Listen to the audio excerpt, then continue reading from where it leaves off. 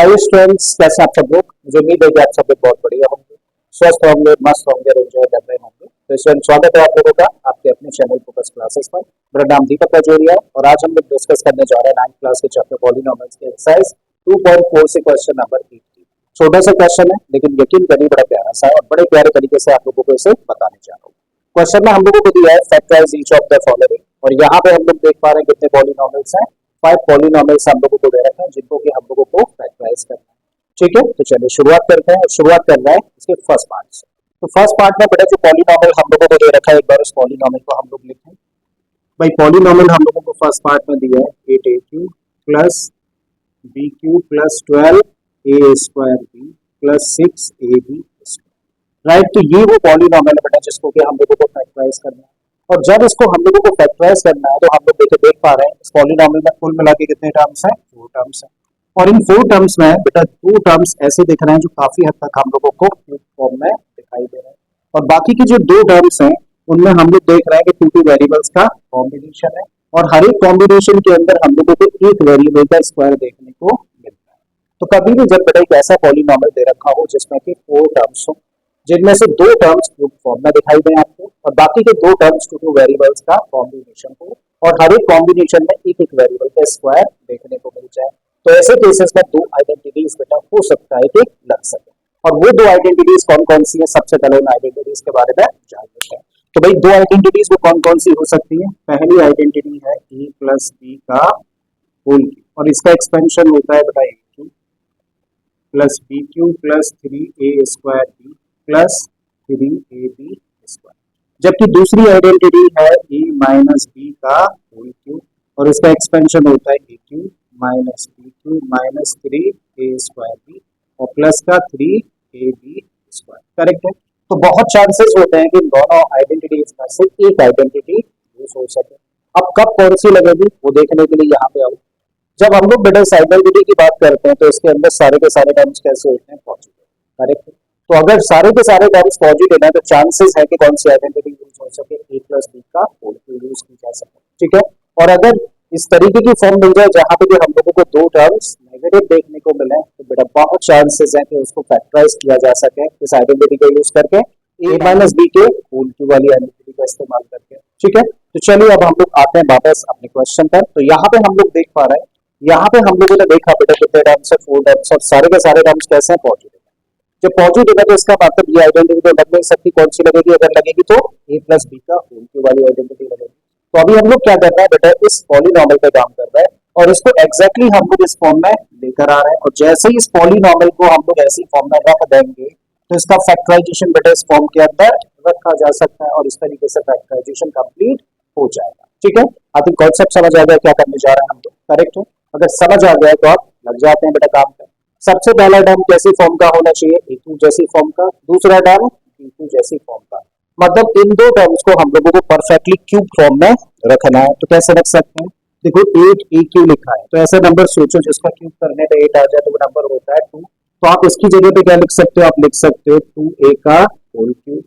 आप बेटा इसकी जगह पे लिख सकते हो b का होल क्यूब। करेक्ट है। तो आपने क्या आइडेंटिफाई कर लिया, आपने 2 टर्म्स एक्चुअली में लिख दिए। कौन कौन से, a cube plus b cube. अब a cube plus b cube जैसी फॉर्म है ना, कैसे, अगर आप बेटा 2a को पढ़ना है 2a को क्या पढ़ना है a, और इस b को b ही पढ़ा तो ये बन गई a cube plus b cube जैसी फॉर्म। आधी बात यहाँ तक समझ आ रही है। और अगर आपने इतना कर लिया है, इतना कर लिया का मतलब अगर आपने a और b आइडेंटिफाई कर लिया तो समझो बेटा आपका क्वेश्चन हो गया। ठीक है। a की जगह पर क्या है 2a, b की जगह पर क्या है b। अब आप लोगों को यहाँ से टेंशन लेने की जरूरत नहीं है, सिर्फ फॉर्मूला पता होना चाहिए। फॉर्मूले के अंदर बेटा अगला टर्म क्या होता है, किस फॉर्म का होता है, वो होता है बेटा 3a स्क्वायर b जैसी फॉर्म का। a पता है आपको, b पता है, तो लिखो अगला टर्म होगा बेटा 3a स्क्वायर, a का मतलब 2a और इसका स्क्वायर इंटू b का मतलब b है। ठीक है। सिंपली बस कर क्या लेना है आपको बेटा, आपको चेक कर लेना है कि जब इन तीनों फैक्टर्स को मल्टीप्लाई करें तो यही आ रहा है या फिर नहीं आ रहा है। एक बार चेक करके बता देता हूँ बेटा, 2a का स्क्वायर करोगे तो क्या मिलेगा 4a स्क्वायर, इंटू में क्या है 3 और इंटू में क्या है b, और 3 और 4 का मल्टीप्लाई करेंगे तो 12a स्क्वायर b। तो बेटा यहाँ भी क्या लिखा हुआ है 12a स्क्वायर b लिखा है। मतलब चाहे तो इसको फैक्टराइज करके हम लोग इस तरीके से रिप्रेजेंट कर सकते हैं, उससे कोई फर्क नहीं पड़ेगा, बट हम लोगों की फॉर्म बन जाए, राइट। अब जो लास्ट टर्म होता है बेटा वो होता है 3ab² जैसी फॉर्म का।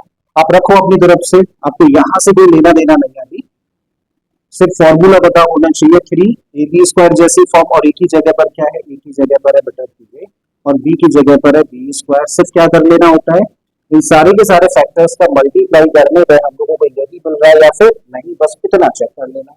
तो देखो 3 2 जा 6 ab² है ना, यहाँ पे 6ab², बिल्कुल सही है। मतलब इसको हम लोग चाहे तो इस तरीके से फैक्टराइज करके लिख सकते हैं। और जब हम लोगों ने बेटा, जब हम लोगों ने पॉलीनॉमियल को इस तरीके से रिप्रेजेंट किया, तो हम लोग देख रहे हैं कि एग्जैक्टली फॉर्म बन गई कैसी, ऐसी फॉर्म बन गई है। देखो a³ + b³ + 3a² plus 3ab² जैसी फॉर्म है। और अब अगर ये पॉलीनॉमियल बेटा इस फॉर्म में है, तो इसका फैक्टराइजेशन किस फॉर्म का होना चाहिए, a + b के होल क्यूब जैसी फॉर्म का, ठीक है। तो a की जगह पे क्या है, a की जगह पर है बेटा 2a रखो, प्लस b होता है, b की जगह पर b ही है, और इसका होल क्यूब। चाहे तो कह सकते हैं यही आंसर है, या फिर चाहे तो इसको ऐसे भी रिप्रेजेंट कर सकते हो, 2a + b इंटू में 2a + b इंटू में 2a + b। Choice is yours, ठीक है। तो ये आंसर भी सही होगा, ये आंसर भी सही होगा फैक्टराइजेशन के केस में। तो आई थिंक पहला पार्ट आप लोगों को समझ आ गया। अब दूसरे पार्ट के अंदर पॉलीनॉमियल क्या दे रखा है बेटा, दूसरे पार्ट में हम लोगों को दिया है 8a³ - b³ - 12 a² b plus का 6ab²। क्या कर रहे हैं बेटा, सबसे पहले तो चेक करें a + b का होल क्यू लगेगा या a - b का होल क्यू। यहाँ पे दो टर्म्स कैसे दिखाई दे रहा है, नेगेटिव, मतलब p + b का होल क्यू तो नहीं लगना है, क्या लगना है, a - b का होल क्यू। तो हम लोग क्या करेंगे, इस पॉलीनॉमियल पे काम करेंगे और इसको एग्जैक्टली कैसी फॉर्म में लेकर आ रहा है, ऐसी फॉर्म में। तो उसके लिए हमें क्या करना है, फर्स्ट टू टर्म्स को बेटा एग्जैक्टली क्यूब फॉर्म में लेके आना। तो क्या लिख सकते हैं इसकी जगह पे, इसकी जगह पे लिखा जा सकता है बेटा 2a का होल क्यूब, ठीक है। 8a³ की जगह पे लिख दिया हम लोगों ने। इसकी जगह पे हम लोग लिख सकते हैं क्या, b का होल क्यूब। और अब अगर हम लोग बेटा 2a को a पढ़ लें और इस b को b ही पढ़ें, तो ये क्या बन गया, a³ - b³ और इस तरीके से हम लोगों ने a और b आइडेंटिफाई कर लिया।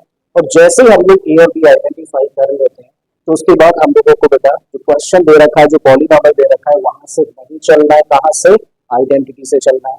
तो अगला टर्म बेटा किस फॉर्म का होना चाहिए, बस आपको ये पता होना चाहिए, फॉर्मूला पता होना चाहिए। तो अगला टर्म होना चाहिए -3a² b जैसी फॉर्म का। तो -3 a की जगह पर क्या है 2a, और इसका स्क्वायर इंटू b की जगह पर क्या है, b ही है। आपको चेक कर लेना है बेटा, इन तीनों फैक्टर्स का मल्टीप्लाई करने पे यही आ रहा है या फिर नहीं आ रहा। तो देखो 2a का स्क्वायर करेंगे तो 4a², 3 का मल्टीप्लाई कर देंगे और साथ में b का मल्टीप्लाई कर देंगे तो क्या आ जाएगा, -12a²b। मतलब हम लोग सही डायरेक्शन में जा रहे हैं, इसको फैक्टराइज करके इस तरीके से लिखा जा सकता है। और इसको क्या लिख सकते हैं बेटा, ये टर्म बताएगा, इसको लिखो 3ab² जैसी फॉर्म। a की जगह पर क्या है 2a और b की जगह पर b लिया, तो इसका स्क्वायर कर दिया।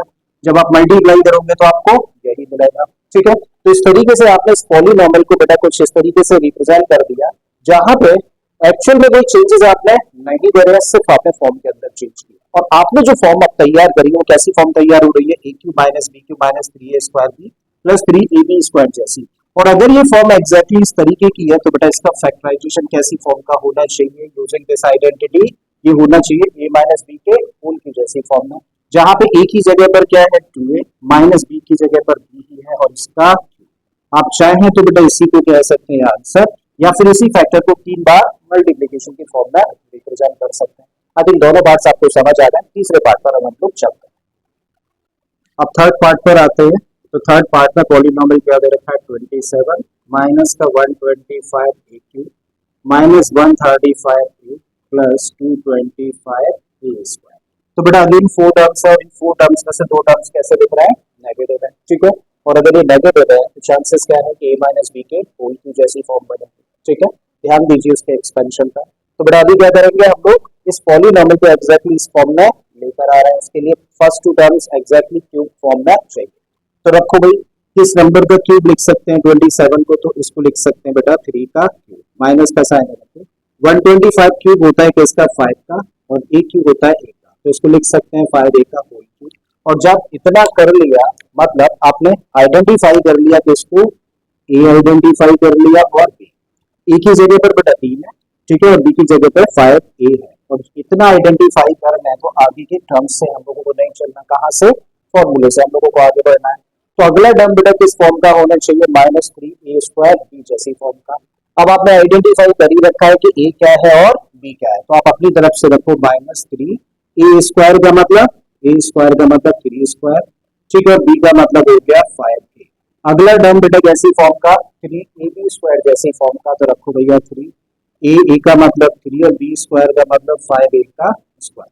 जस्ट क्या कर लेना होता है बेटा, इन सबको मल्टीप्लाई करके चेक कर लो कि यही मिल रहा है या फिर नहीं। तो देखो 3 का स्क्वायर करोगे तो 9, 9 3 जा 27, 5 जा 135 और साथ में क्या है 2।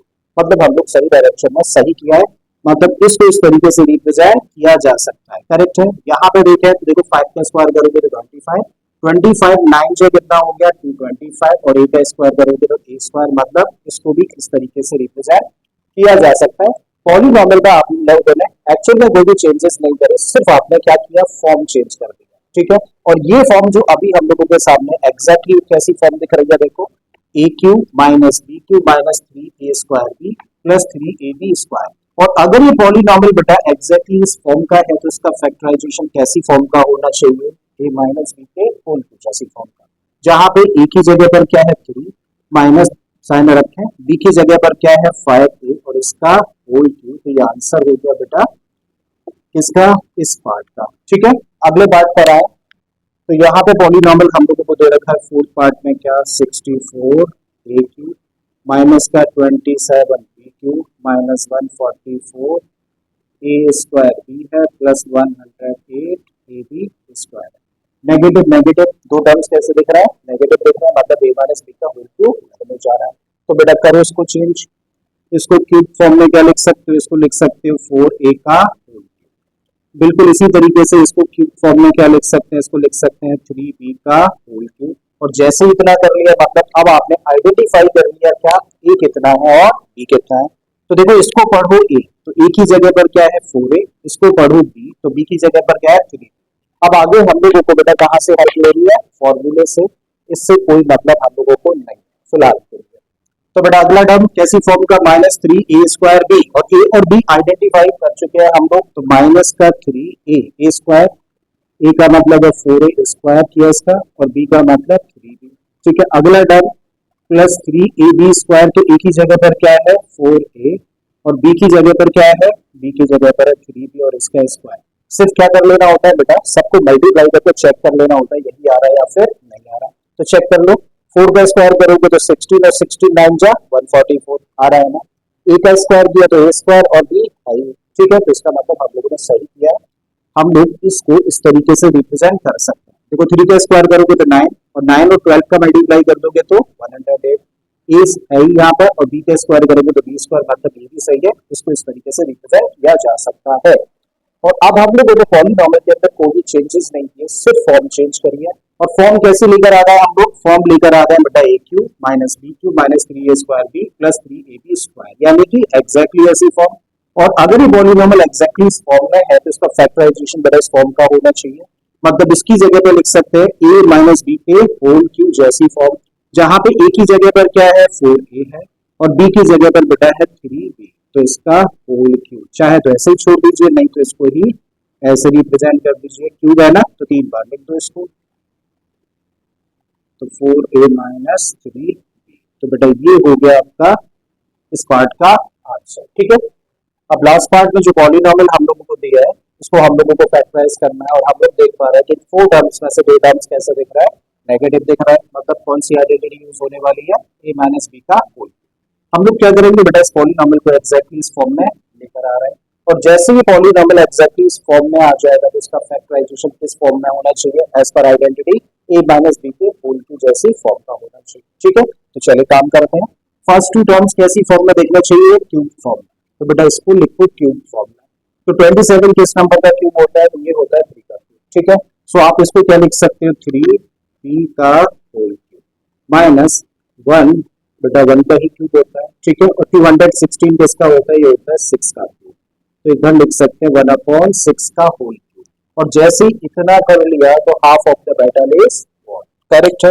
बेटा आपने क्या कर लिया, आपने आइडेंटिफाई कर लिया क्या a, तो a आपके लिए क्या है आप 3 थी, और आपने आइडेंटिफाई कर लिया बी, और बी आपके लिए क्या है 1/6। और फिर आपको यहाँ से ज्यादा ध्यान नहीं लगाना है, यहाँ पर क्या करना है, सिर्फ आइडेंटिटी की हेल्प से आगे बढ़ना है। तो बेटा अगला डन किस फॉर्म का होना चाहिए, 3a² तो बेटा रखो माइनस का 3a, ए की जगह पर क्या है 3b, और इसका स्क्वायर इंटू बी की जगह पर क्या है 1/6, फिर प्लस का 3ab² जैसी फॉर्म का, तो बेटा अपनी तरफ से रखो 3, ए की जगह पर रखोगे 3b, और b² की जगह पे क्या रखोगे 1/6 का स्क्वायर।